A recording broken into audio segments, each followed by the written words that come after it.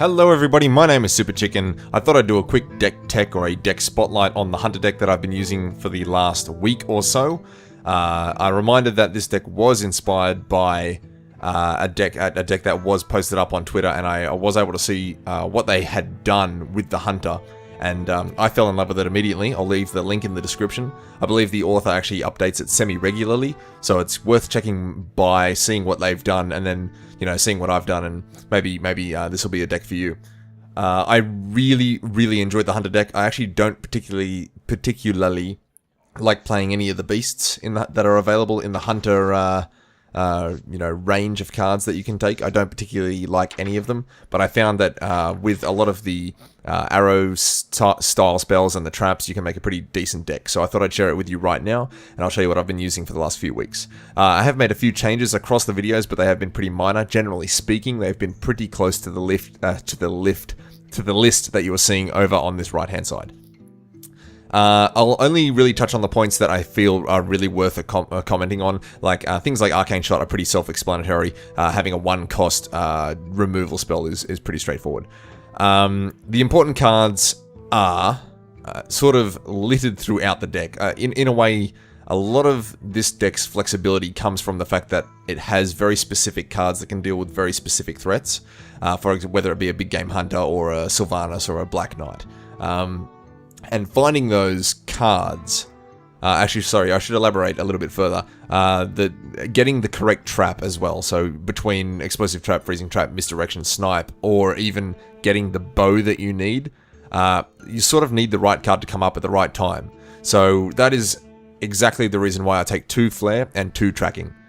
Tracking's fantastic. I realize that you do end up ditching 2 of your cards, but you do get to find or dig through your deck to find the card that you do want.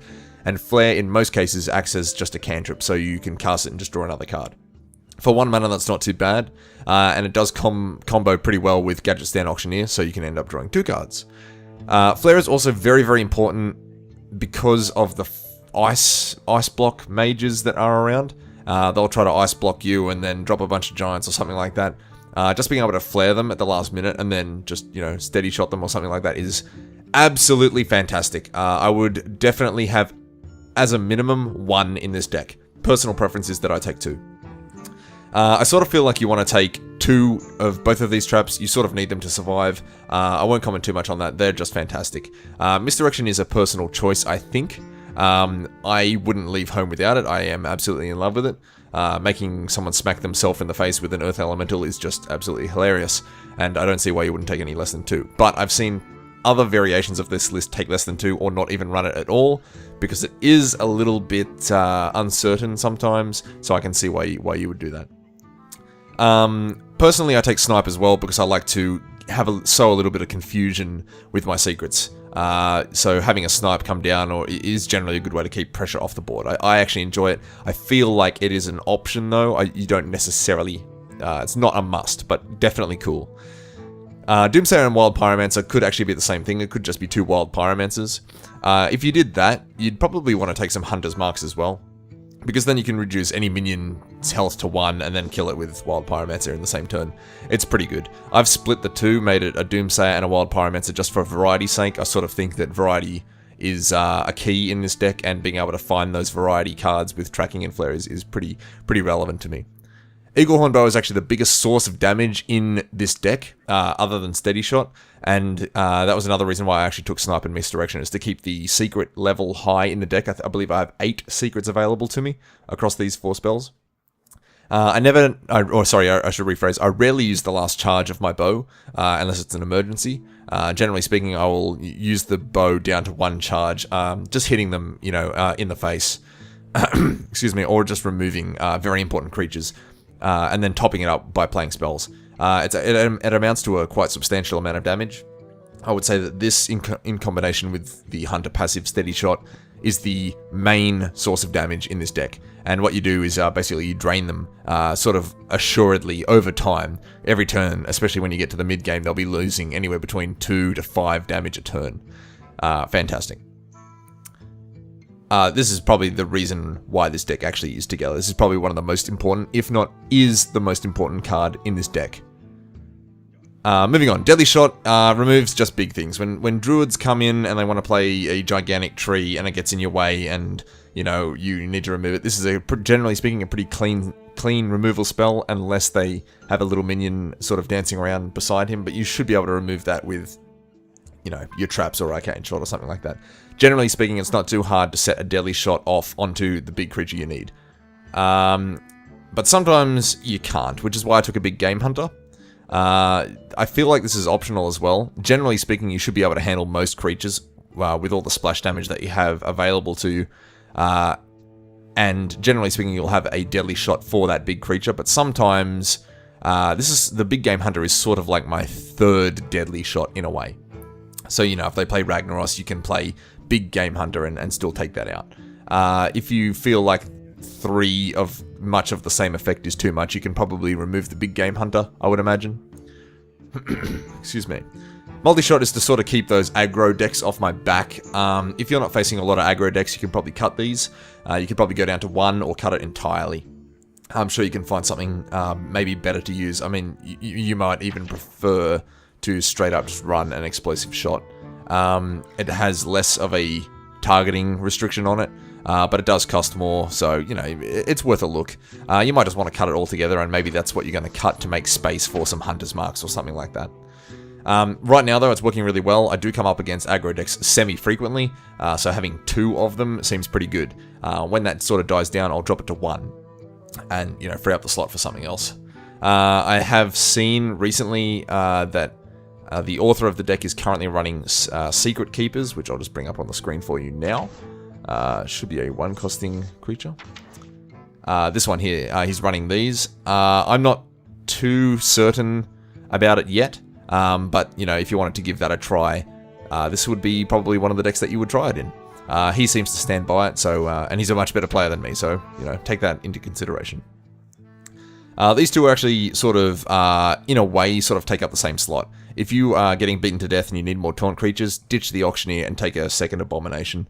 Alternatively, you know, get rid of multi-shot, and you can go up to 2 Abominations here. If you're doing fine without the Abomination, you can probably just ditch him and take a second Gadget Stand Auctioneer. I've gone for a spread of 1 of each because I feel like I can, you know, find the one I need with tracking. It does keep me alive. It's a really, really good card.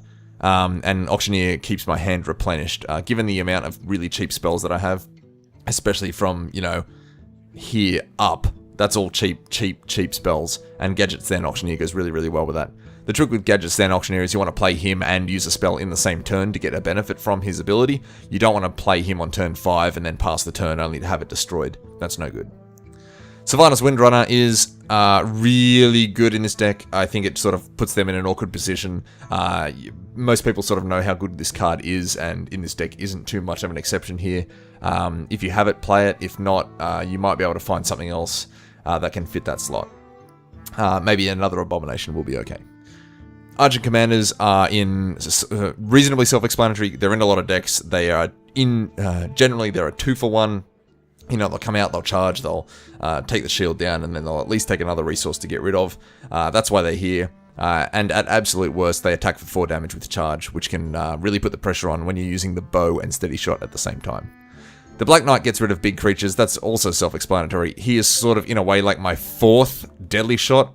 And, you know, Deadly Shot, Big Game Hunter, Black Knight can all hit those big, tough things. They're a little bit conditional, but he does a number, especially on Druid decks that want to drop, you know, gigantic 5/10 Ancient of War or something ridiculous. Does a number on them, so he's hanging around for now. And finally, Ragnaros. He's sort of my big high-end finisher.